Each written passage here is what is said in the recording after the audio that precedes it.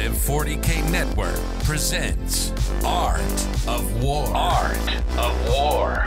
Strategy and tactics. Discussions with the best players on the planet. Now your host, Nick Nanavati. Hey everybody, welcome back to another episode of the Art of War podcast. I'm your host, Nick Nanavati, and this week we're going to be doing something a little bit different. We actually are covering our recent victory, back-to-back wins at the American Team Championships. Yay, Art of War. So in this, we're going to talk to one of our teammates, our newest of all, Quinton. What's up, everyone? Hey, I'm excited to be here. I'm excited to have you here, Quinton, as well. And we're going to get Quinton's perspective as a new Art of War coach, as a new Art of War teammate, on being on the Art of War team. We're going to discuss our team composition, our approach to list building, all of that jazz. And in part 2 of this wonderful 2-part show, that's only going to be available to patrons, we're going to talk about how each list individually functions. So, real quick, I'm playing GSC. Quinn, what'd you play? Played Eldari. Of course you did. Yeah. And then we've got John on Custodes, Jack on Grey Knights of all things, and Richard Siegler on Death Watch. So, in part 2, we're going to cut each of those 5 different coaches, their perspectives on how they play those armies, why they took what they took, and how it all works together. So if you're interested in that, you can sign up on AOW40K.com. It's $5 a month. It really helps me keep doing the show. This is episode 202, and I couldn't do it without you. So thank you so much for everybody. And Quentin, let's get into this. I'm so excited. I love being on this podcast. I love having you on this podcast. You're a great guest. Thank you. You're welcome. Yeah. So why don't you introduce yourself a little bit? You know, you've been on the show before, but it's been a few months, and you're a brand new Art of War coach who's available for coaching now. I am, yeah. I'm very excited about that. I got my first client. That's awesome. I know, yeah. So, if you don't know me, I am Quinton Johnson, fast movement shooty player of a variety of factions.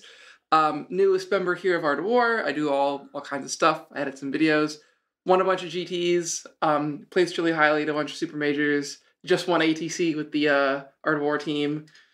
Generally a pretty okay 40K player. That's awesome. Yeah. That's awesome. So you've been on a few other teams in your 40K career. I have. We even played you last year, and I beat you personally. You did. You raffle stomped me. I did. So you've come quite a long way as a player. What's that journey been like for you? So it's been a really interesting kind of like, I feel like every time I've had a couple of plateaus and then a breakthrough and I've ascended to a new level. So when I first started playing, I was very much a 1-in-4 kind of player who would run random stuff, and sometimes I'd win 2 games at a local RTT, and if I did, it was a good day. And then I took a couple months off to go to college, and I came back, and I took the game a lot more seriously, and I was like, how do I really get good at this game? What do I need to do? So I started really focusing on building lists that were cohesive, that had a firm goal in mind. Typically that just meant, I'd go online and Google whatever Art of War one, and I would just copy and paste that into BCP for the next RTT. And I got a bunch of practice, went to an RTT. I was old enough to drive and stuff there.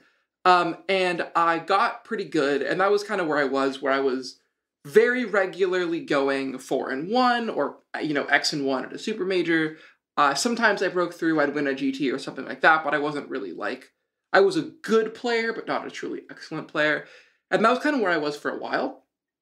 And I feel like being here at the house, moving to where we are, and playing against you guys really regularly now that I'm an Art of War coach, I feel like it's really leveled up my game again, where just the way I think about things are very different.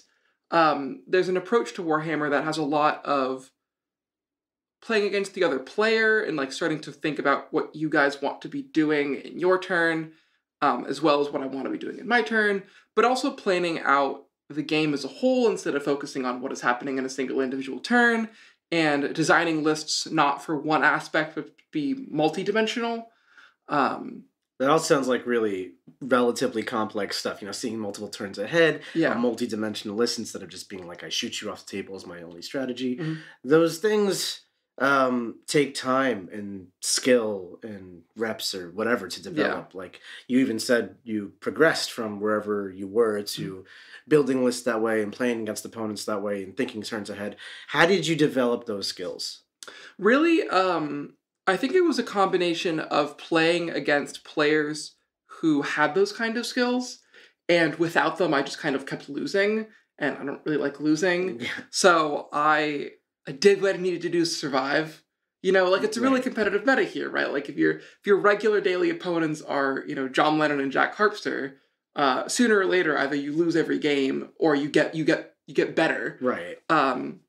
I think also having people that I look up to who can guide me, and sometimes even when we're playing, John or Jack will be like, "Why did you do that?" Mhm. Right? Like, what was the purpose behind that move? And not just like question it, but make me articulate and explain why I did that. And so that's something I've been doing a lot by myself, is whenever I make a move that I'm questioning, I'm like, why am I doing this? Right? Even if it's small, like, why is this Viper moving here? Yeah. Right? So there was a game against Brad at ATC, the final, where it ended up, the game started going really well for me, and then ended up going really poorly for me on turn 2. So it went from being a huge swing to gonna end up being really close.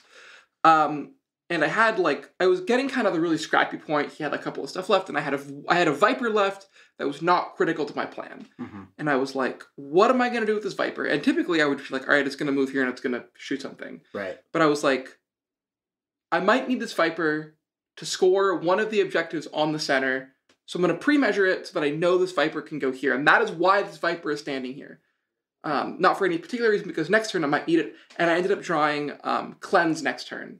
And the Viper was arranged to go do Cleanse. That's awesome. And That's I ended up getting the points to get the 11-9 instead of the 10-10. That's such a beautiful story, Quinton. Oh Yeah. my god. That's like literally an extraneous unit that doesn't really do anything with purpose at this time. Like, you didn't draw a card for your Viper now. Not much resources left. It's got a Bright Lance. That's got to be useful. And reroll and fate dice.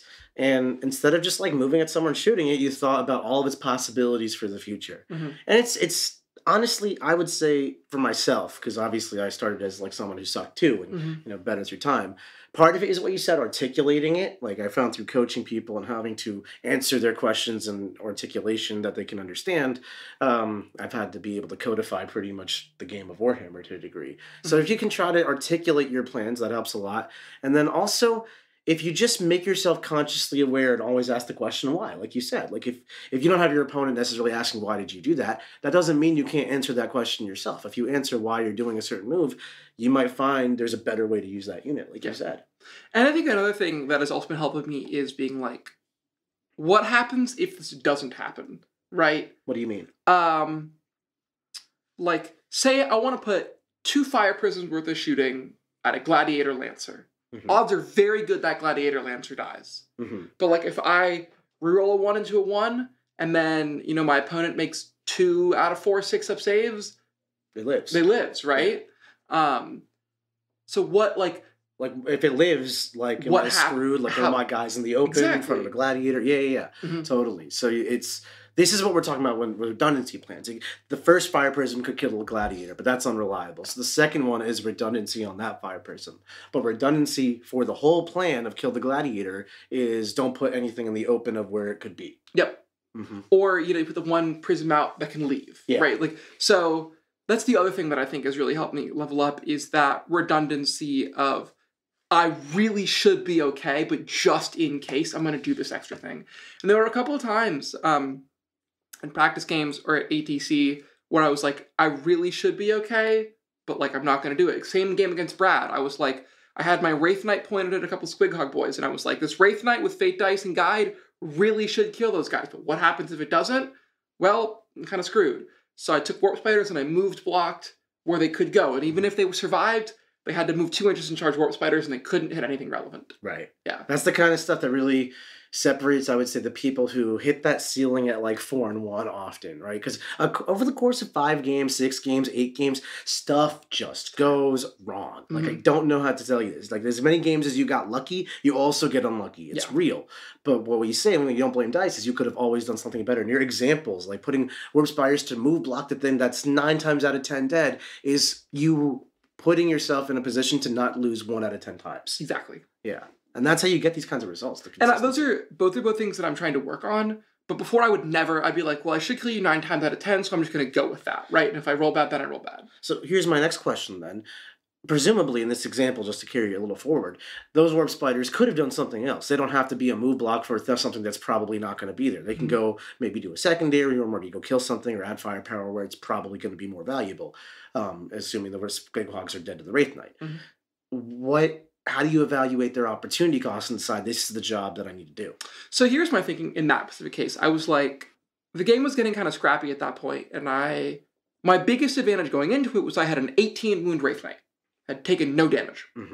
And I realized that as long as the Wraith Knight was alive, the game was never going to get worse than a 10-10. Because it can always hold a point against anything Brad has, or my opponent had, and it was always going to kill at least a unit a turn. Right? Between shooting and fighting, it was going to do something. Yeah. And that's minimum points on primary, can score some secondaries. As long as the Knight is alive, it's okay. And so I was like, what is my lose condition? What has to happen for this game to really flip on me and to me to lose a bunch of points and for it to become like a 3-17? Yeah. And I was like, well, the Wraith Knight has to die. So I basically planned my turn out, and I was like, I need there to be a 0% chance the Wraith Knight dies this turn. And the spiders had to be there, because if he just whiffed, I rolled 2 shots into 2 misses, and the Squidhog boys survived, well, they could go and kill that Wraith Knight. Right. If Mazrog walks up and bangs an 11 and charge, they could kill the Wraith Knight. Yeah, you could all of a sudden lose the game. So you're basically, instead of going for upside and Wraith Knight kills here, rest of army kills this thing, and the Orc army's dead, it's turn 2. You're like, let's just make sure the Wraith Knight doesn't die, and no matter what happens, I can't really lose this game. Yeah. Yeah. And that kind of thinking, it's very reverse thinking. And I actually was talking to Brad Weir from Pro Tabletop. He's, if not the captain, one of the higher ups on that team. He's been on there forever. And he's a great player. He's playing Eldar also. And he lost his game to Jack, and he actually felt very, defeated, because he felt that he had lost pairings to us. And I asked him, where did you think pairings go wrong? And I also would agree that we had won pairings against their team. And he said that when they first defended with his Eldar, they expected me to attack with my Genestealer Cult and, something else attacks, and he wanted to accept my Genestealer Cult. He had some sort of trap developed in his Eldar list for my Genestealer Cult. And I had not even necessarily foreseen that, to be candid with you. I just thought a better attack would be saving me for later and using, I believe he put John and Jack in him or something.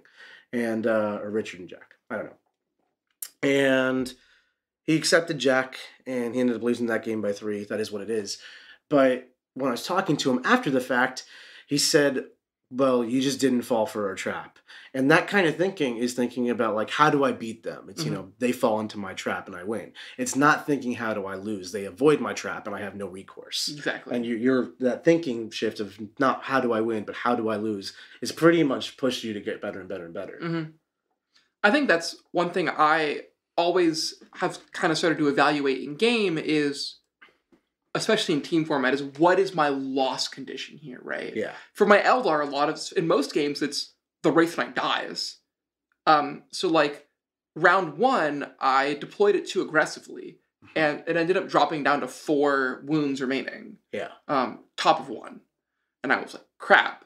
So that the entire rest of the game became the Wraith Knight I had to sacrifice pieces and have very particular move blocks, so Magnus could not arrive within 32 inches and shoot the Wraith Knight, right? Yeah. That no one could get near it. That if a squad of Terminators could move and double move near it, they had to be in combat with something, so they couldn't shoot the Wraith Knight. And the Wraith Knight, survived for a while, and then ended up doing what it needed to do. I love what you just said there. What is my loss condition? I feel like so many gaming channels, gaming philosophies, all that centers around identifying your win condition. But you're total opposite approach, which I do generally agree with. What is the difference between a win condition and a loss condition to you? So I think, these are things I evaluate not as a single unified thing, but as very independent things. And I can talk about my thinking on that later.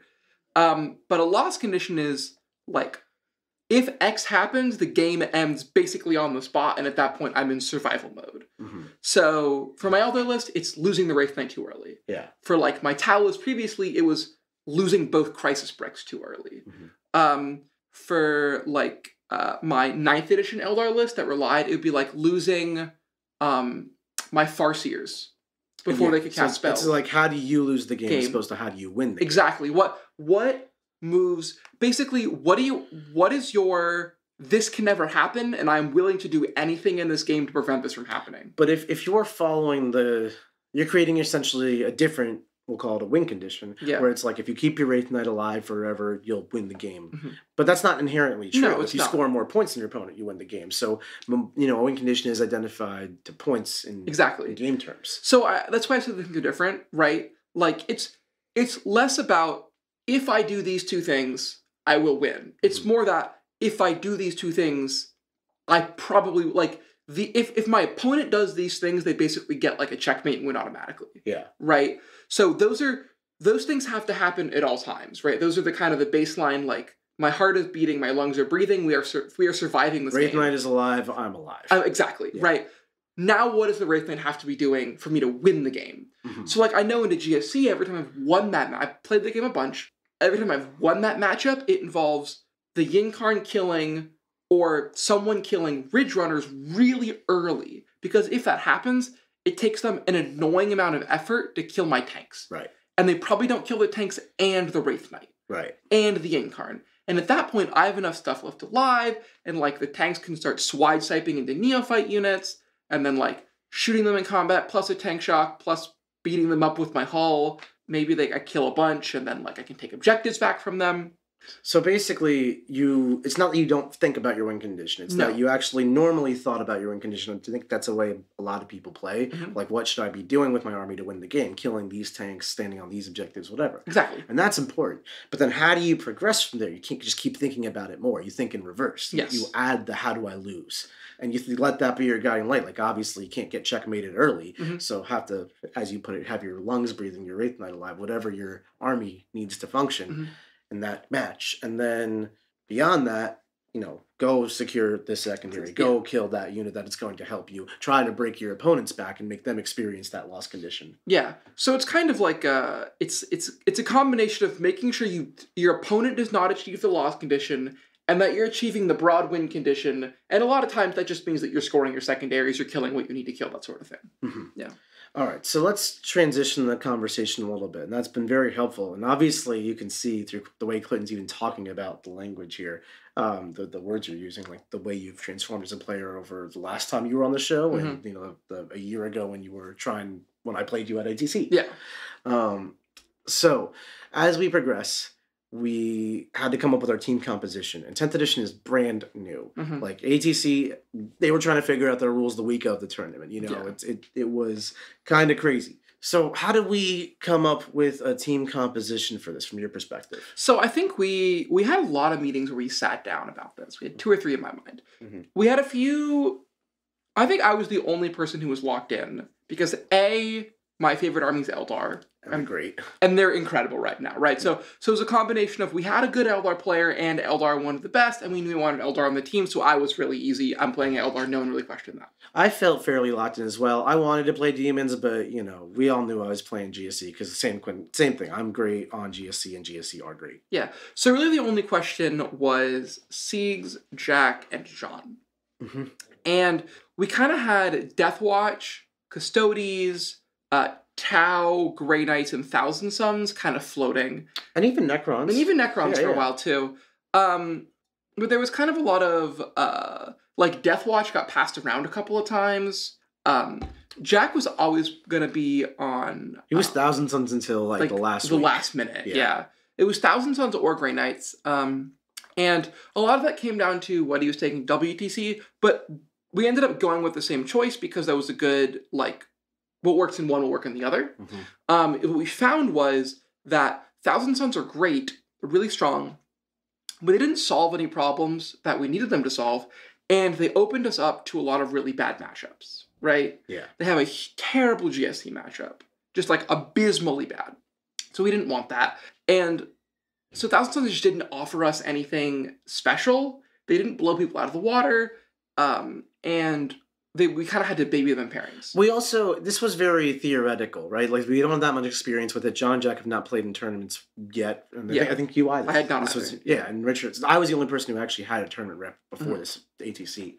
And a lot of it was based on your testing for WTC, which is essentially testing against the highest caliber of opponent you could possibly play. So if our language about like Thousand Suns don't blow people out of the water, they definitely will if you don't know how to counter them. Yeah. But if they, this was all assuming we're playing against like the top teams there. Yeah. So our assumption was that when I say, X doesn't happen or X will happen, the assumption is that the person piloting both armies is one of the best in the whole world at those respective armies. At least as far as we can see. Yes. Yeah. Right.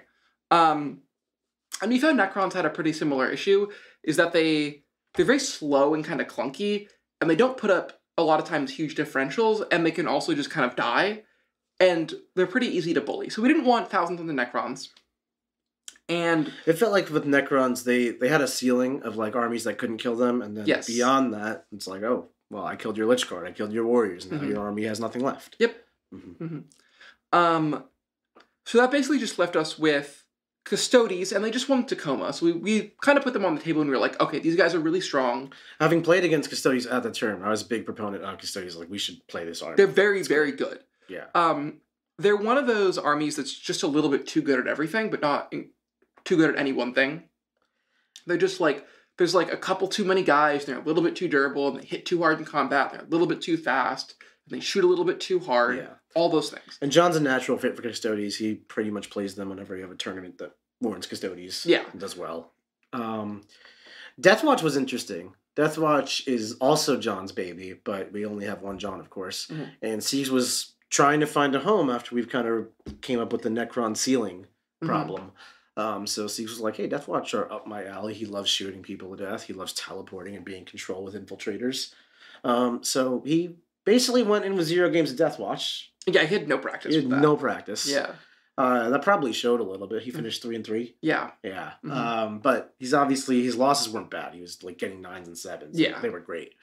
And he wasn't getting matchups when his list was tailored to hunt GSC. And I think he got it once. He got it once and he got a 20. Yeah.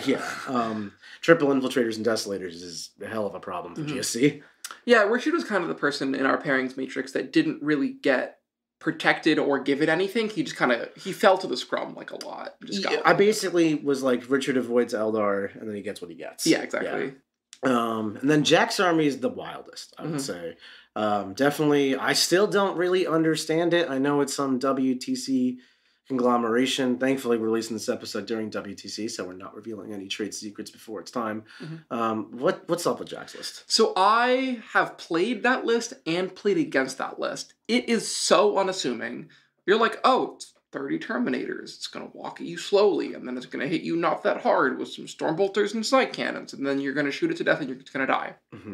That list is so frustrating. What does it do? It has every movement trick any army has ever had smushed into one ball. And this is 30 Terminators. This is 30 Terminators. Yeah. So it's one of those things where, like, imagine an army that is twice as movement tricky as Eldar, but when you catch it with its pants down, you're not shooting T3 5-up save idiots, you're shooting 3 wounds, toughness 5, 4-up invuln, 2-up save, armor and contempt, in cover bodies. So they don't die to random stuff, right? Yeah, I mean, this is just like, it blows my mind that how this army works. I really don't grasp it still. But in part 2, we're going to have Jack literally here to break it down and exactly what his graded army does. So basically it's never an army that is like, I'm going to punch you in the face and then you're going to die. It's like, I'm going to punch you in the side 5 times with 30 Terminators because you're never going to hit me. Yeah, it like leaves as you attack it, and then it goes into reserve. But it's not great at primary because it keeps leaving the table. There's enough stuff there. So what ends up happening is that he'll mists of Deimos away, and then immediately rapid ingress on a different objective. I barely know the words you're saying. We're gonna get Jack on here to explain Jack all this. will explain it. Jack,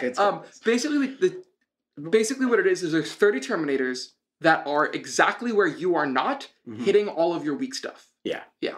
It chips away at you, for sure. What's the purpose of it in our team's composition, would you say? So it really very rarely gets blown out of the water, except for by GSC. Yeah, we learned that. We learned that real early. Did you know you played the only GSC player who had, like, reps against Grey Knights? Yeah. It was wild. There was a whole element of no one knows what Grey Knights do, like, as clearly, and then he played someone who absolutely knew what they did. His exact was point for point. Yeah. It was my fault. That's hilarious. So what it does is it gets Thames into like everything, like Custodes and Eldar. We were using it to blunt those. Like, everyone knows what the best factions in the game are. It's not a secret. We've been talking about it on this podcast for weeks now. And that means the other teams are going to have them, and you have to have an answer. And if your answer is fight fire with fire, pair Custodes into Custodes, or play Eldar, play Eldar, it's not really a great plan. It's kind of a 50-50 type of plan. You can hope you play better, but there's an element of Wraith Knight versus Wraith Knight, which is who shoots first. Yeah. And also, like, sometimes your Wraith Knight rolls 2 shots and theirs roll 6. Yeah, like, you just are welcoming the variance in a mirror match like that. So instead of embracing that, we tried to get ahead of the plan, and this is where Jack's really, I mean, I don't know how he came up with this army. We'll get him to explain all that, but that's where his army came in awesome, because we were like, oh, go fight Custodes, go fight Eldar, and he'd come out with wins. Yep. Yeah.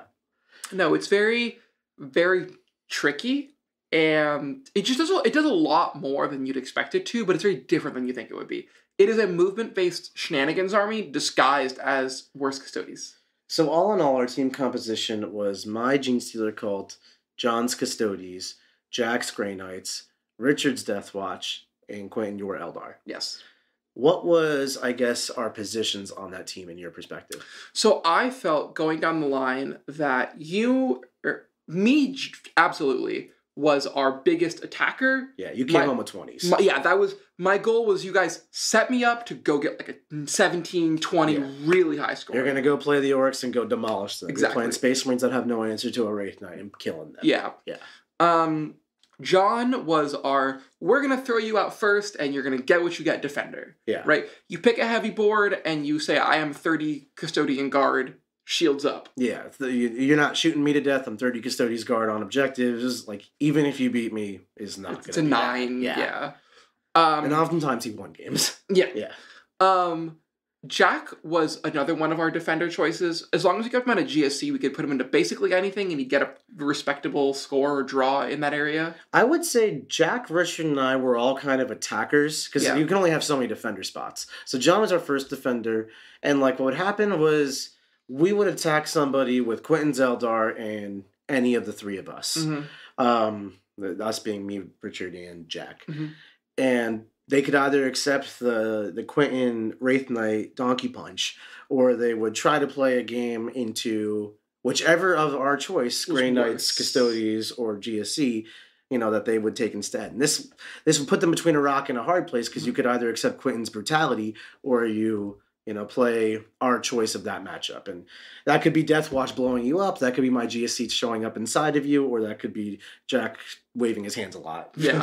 I don't know what that looks like. He waves his hand and then the scoreboard's up 50 points for him. Yeah. And oftentimes this is how we would end up with, like, they defended with Custodes. That's a pretty popular move because, again, shields up. Yeah. And then we attack with Quinton's Eldar because, like, they'll still shoot you with a Wraith Knight. And we attacked with, like, Jack's Custodes, or maybe we attacked with my GSC, and I'm going to find you with my demo charges, or Jack's Grey Knights. Yeah. And they often pick Jack's Grey Knights. They did. And that's how Jack ended up blunting all these Custodes players. So that was cool. And then Richard really fell to the wolves. He played whatever he got stuck with. Well, like, he was the one, as long as we kept him out of, like, we were like, anything but double Night Spinner Eldar. Well, he really was our GSC attacker. So a lot of times people would go second defender Genestealer Cult. And we would say, here's Richard's triple Infiltrator Desolators, and here's me. Yeah. And most times, Pro Tabletop and Death or Glory, those two teams who played in the semifinals and the finals, both put us in the GSC mirrors, of which I am the Patriarch. Yep. 11-9. 11-9. But it's kind of, again, rock and hard place. Like, their GSC, one of the strongest armies in the games, it's not getting a good match. No. And that's, we're blunting your GSC with probably me. We're blunting your Custodes with Jack. John's fighting your Eldar and has every wall in the world. And then Siegs is playing some weird match like Demons or Necrons or something. And then Quinton over here is whatever poor soul. Quinton gets the leftovers with his Wraith Knight cannons. And basically the whole strategy was like, we're all really good at this game, more or less. So at least we try to be. And we're going to put ourselves in positions where we're going to be able to play a game of Warhammer competitively with no matter what they set up. GSC Mirror, as crazy as it is, there's a lot of tactics you can employ. In the Custodes versus Eldar games, John could hide and use his weird deep strike rapid ingresses. Siegs in whatever matchup he got, you have super flexible army with land speeders, infiltrators, teleports, go play a game of Warhammer. Jack with his Grey Knights, still don't know what it does, but he's definitely playing some version of Warhammer. Yep. And Quinton, he doesn't have to play Warhammer. Just roll 6s. He just rolls 6s and orcs die. My record for the weekend was 29 mortal wounds in a single activation. My scores are around when I got a 20 against the Chaos Knights. But after that, 12, 11, 12, 11, 11. Yeah. I'm here to draw so that you can win. Yeah.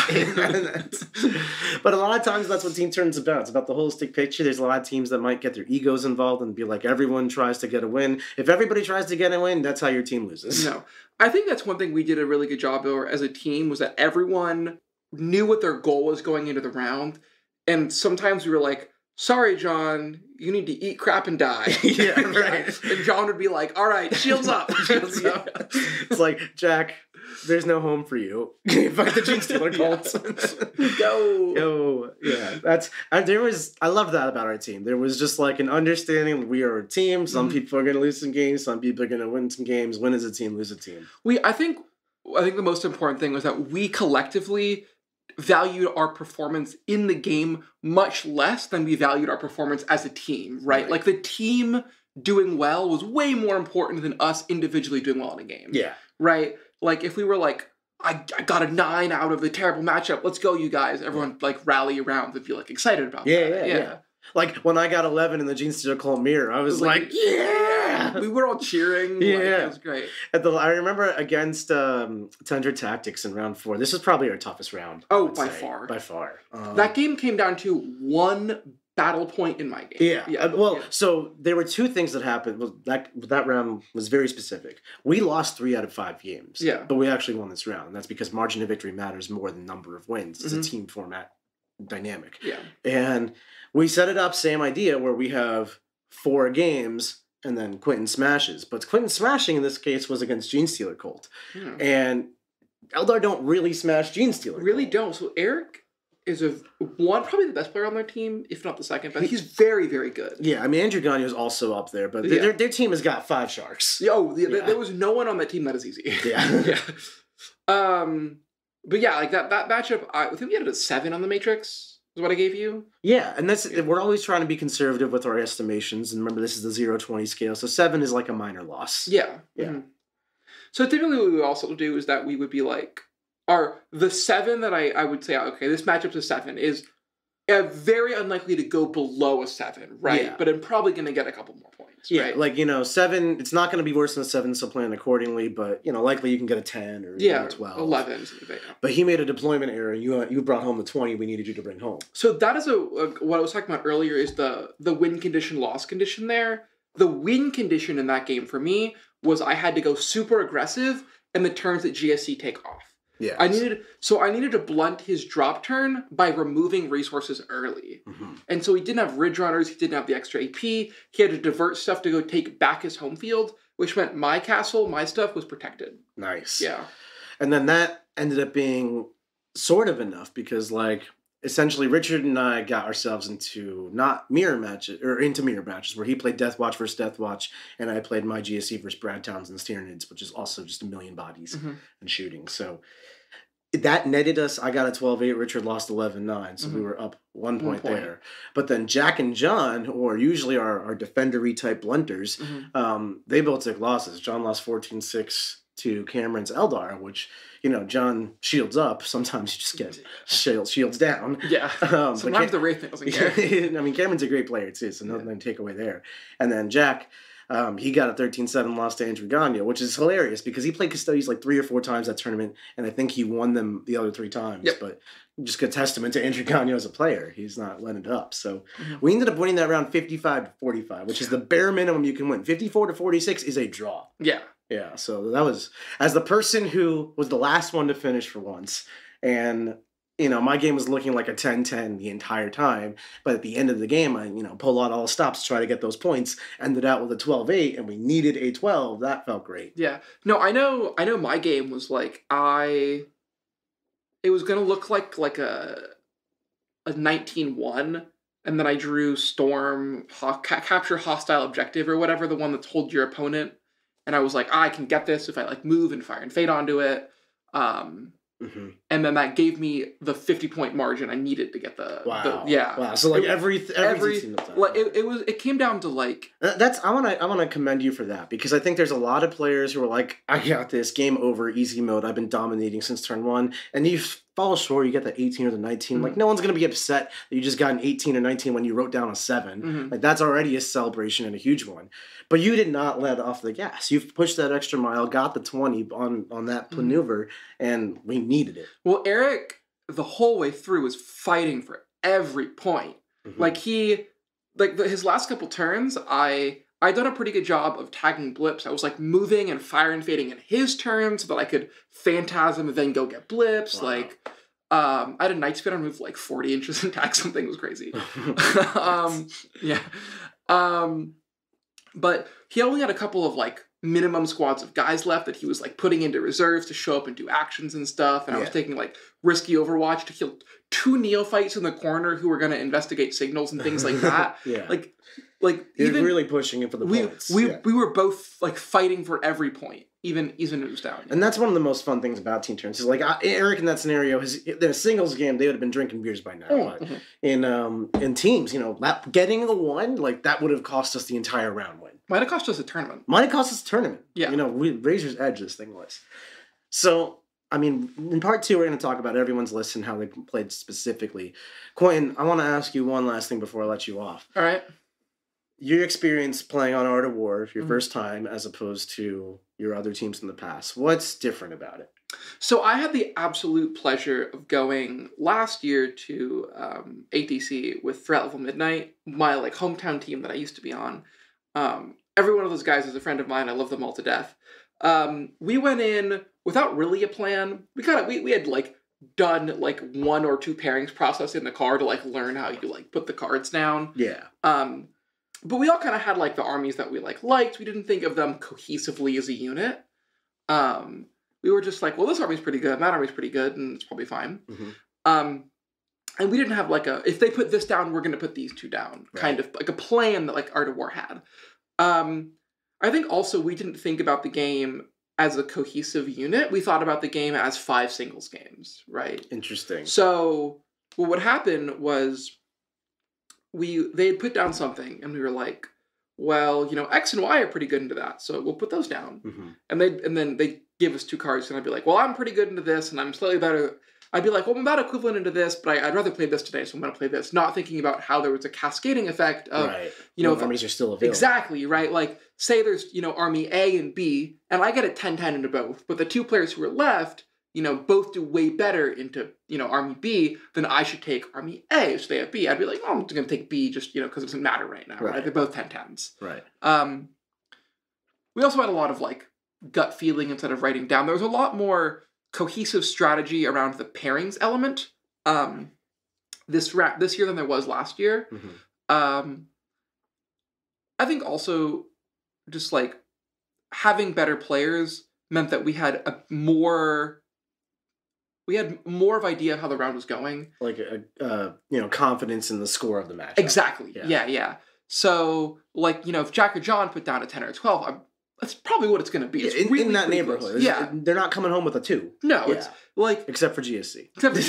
But like add 2 on either side, and that's about where it's going to be. Right. I think that was the case for pretty much all of us. I don't think we had 1 or 2 matchups where we were off matrix by more than 2 points. Yeah, in the whole event. Yeah. But when I played with TLM, we'd be like, that's okay. And then we'd get like, I had no idea what the matchup was going to be, if it was a 20 or a 0, basically until the last round. Yeah, so I think just the level of like preparedness felt very different, and the level of we've done this before felt very different. I would say, in terms of amount of effort put into this ATC prior compared to others, I would say we probably put less in, only because we've been putting so much into learning 10th as a whole. Yeah, and each 10th. Like, I know Jack, John, and I put a lot of effort into WTC. Right. So we basically could just go look at, Team America's matrices and be like, we think these matchups are here. It's probably pretty simple. Yeah, I guess from my perspective, you guys have done most of the work for me. We did a ton. So thank you for that. Mm-hmm. I didn't even consider that. But that's true. That's absolutely true. So we did put a lot of time in as a team. Just John, Jack, and Quinton did the side on Team America. I will also say that I had some pretty fine, pretty easy, very standard RTT games when I was there last year. I had some really hard games this year. I would say last year's ATC was miles easier than this one. Yeah. This one was a Shark Tank. We played Pro Tabletop, we played Tundra Tactics, we played Greater Evil, we played Death or Glory. All 4 of those teams are teams that could have won this tournament. Oh, yeah. Like I said, Tundra was me not drawing a card away from winning. But that also means every game was every game was every single game has that. That wasn't oh, I'm special. That was more if John, if Cameron rolls one more 6 into John and it becomes a 15-5 instead of a 14-6. On turn 1 against Brad, I made a careless error, I would say, and I could have screened my whole deployment zone from his ability to put a Spore Mine in there. But I was really just focused on hiding. Because I'm playing Gene Stealer Cult and focused on screening out turn 2 onward. So he found a small hole, deployed a Teleport Homer, and got 5 on turn 1. There's just no reason for that. And if that had cost us the round, man, I would have been kicking myself. But everybody has that. Right? I know Andrew made a YOLO 11 charge and killed the Terminator or something. If that doesn't happen, it's... Jack doesn't lose by 3. Exactly. Mm-hmm. There's that... When the rounds are so close, every single little thing matters. And that's why Team 40K is so much more enjoyable as well. Because in a singles tournament, Jack and Andrew are playing. Andrew hits an 11 charge. This game is functionally over because Jack is now clawing from behind. And, he's not progressing through the tournament. And now Jack is playing for every point because all of our games still matter. Yeah. Yeah. I have come to find Team 40K is the best way to play 40K. Yeah, I couldn't agree more. Quinton, I think we should end it there. We're gonna move on to part 2 and talk about exactly how we played our games and what we were looking for in the pairings and really what we did to win this tournament on the table. Mm-hmm. So everybody, if you want to join us for part 2, you can check that out on AOW40k.com. It's our Patreon. It's $5 a month to get not only access to part 2 of this podcast and all other 200 episodes, you'll also get access to our amazing Discord server where you can literally talk to the Art of War coaches and get their insights on helps with your list. Quinton, thank you so much for coming on. Thank you for having me. You've been an absolute pleasure. Everybody, we will see you later. Like what you just listened to? Check out Art of War Down Under and Art of War Unbroken on the competitive 40K network. TheArtofWar40k.com.